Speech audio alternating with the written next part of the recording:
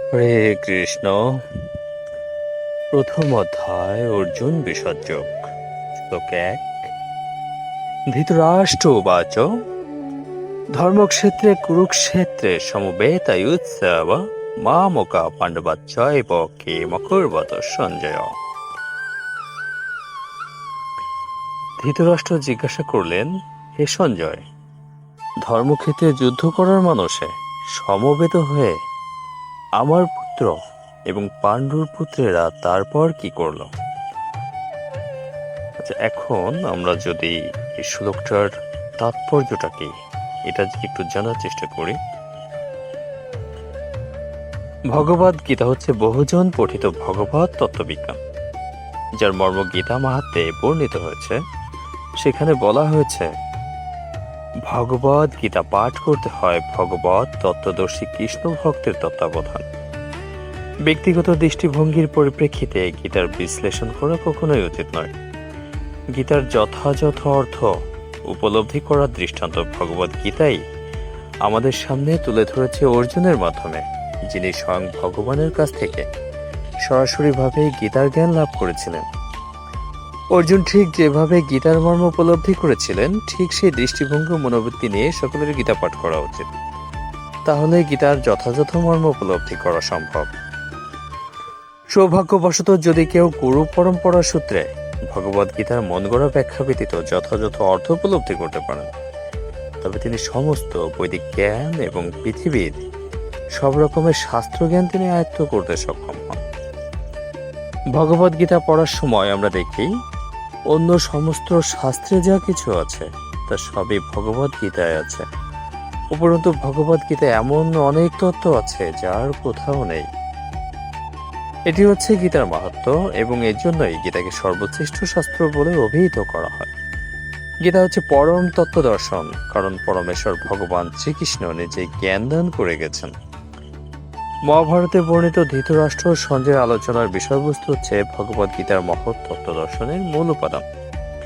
এখানে আমরা জানতে পারি যে এই মহৎ তত্ত্ব দর্শন প্রকাশিত হয়েছিল কুরুক্ষেত্রের রণাঙ্গনে, যা সুপ্রাচীন বৈদিক সভ্যতার সময় থেকে পবিত্র তীর্থস্থানরূপে খ্যাত।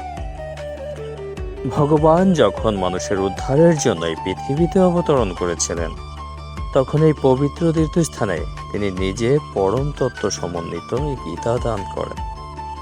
এই শ্লোকে ধর্মক্ষেত্র শব্দটি খুবই তাৎপর্যপূর্ণ, কারণ কুরুক্ষেত্রের যুদ্ধক্ষেত্রে ভগবান শ্রীকৃষ্ণ অর্জুন তথা পাণ্ডবদের পক্ষে ছিলেন।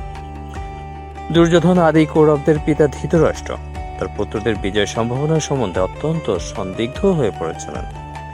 দ্বিধাগ্রস্ত চিত্তে তাই তিনি সঞ্জয়কে জিজ্ঞাসা করেছিলেন, আমার পুত্র এবং পাণ্ডুর পুত্রেরা তারপর কি করল? তিনি নিশ্চিত ছিলেন যে তার পুত্র পাণ্ডু পুত্রেরা কুরুক্ষেত্রের বিস্তীর্ণ ভূমিতে যুদ্ধ করবার জন্য সমবেত হয়েছিলেন, কিন্তু তবুও তার অনুসন্ধানটি ছিল তাৎপর্যপূর্ণ। তিনি চাননি যে পাণ্ডব ও কৌরবদের মধ্যে কোনো আপোষ মীমাংসা হোক, কিন্তু তিনি চেয়েছিলেন যুদ্ধে তার পুত্রদের ভাগ্য সুনিশ্চিত হোক। তার কারণ হচ্ছে, কুরুক্ষেত্রের পূর্ণতীর্থে এই যুদ্ধের আয়োজন হয়েছিল। বেদে বলা হয়েছে, কুরুক্ষেত্র হচ্ছে অতি পবিত্র স্থান, যা দেবতারাও পূজা করে থাকেন। তাই ধৃতরাষ্ট্র এই যুদ্ধের ফলাফলের উপর এই পবিত্র স্থানের প্রভাব সম্বন্ধে শঙ্কাকুল হয়ে পড়েছিলেন। তিনি খুব ভালোভাবে জানতেন যে অর্জুন এবং পাণ্ডুর অন্যান্য পুত্রের উপর এই পবিত্র স্থানের মঙ্গলময় প্রভাব সঞ্চারিত হবে, কারণ তারা সকলে ছিলেন অত্যন্ত ধর্মপরায়ণ। সঞ্জয় ছিলেন ব্যাসদেবের শিষ্য, তাই ব্যাসদেবের আশীর্বাদে তিনি দিব্যচক্ষু প্রাপ্ত হন, যার ফলে তিনি ঘরে বসেও কুরুক্ষেত্রের সমস্ত ঘটনা দেখতে পাচ্ছিলেন। তাই ধৃতরাষ্ট্র তাকে যুদ্ধক্ষেত্রের পরিস্থিতি সম্পর্কে জিজ্ঞাসা করেন। পাণ্ডবেরা এবং ধৃতরাষ্ট্রের পুত্রেরা ছিলেন একই বংশজাত, কিন্তু ধৃতরাষ্ট্রের মনোভাব এখানে প্রকাশ পেয়েছে। তিনি কেবল পুত্রদেরই কৌরব বলে গণ্য করে পাণ্ডুর পুত্রদের বংশগত উত্তরাধিকার থেকে তিনি এখানে বঞ্চিত করেছেন। এভাবে ভ্রাতুষ্পুত্র বা পাণ্ডুর পুত্রদের সঙ্গে সম্পর্কের মাধ্যমেই ধৃতরাষ্ট্রের বিশেষ দৃষ্টিভঙ্গি হৃদয়ঙ্গম করা যায়।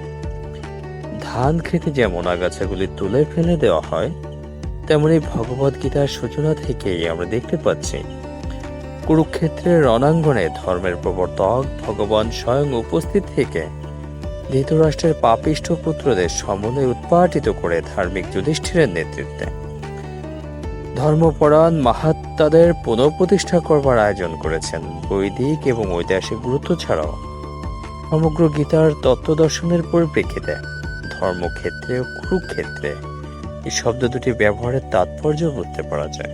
হরে কৃষ্ণ।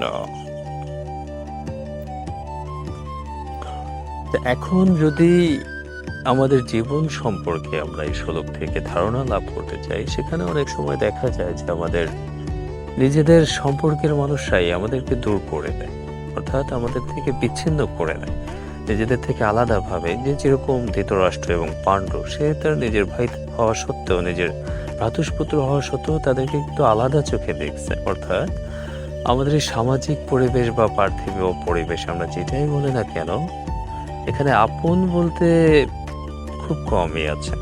পরিবার ব্যতীত, নিজের পরিবার ব্যতীত আপন মানুষ খুবই কম। এটা হচ্ছে এই শ্লোকের থেকে আমি যেটুকু শিক্ষা লাভ করি বা যতটুকু আমি বুঝি। হরে কৃষ্ণ।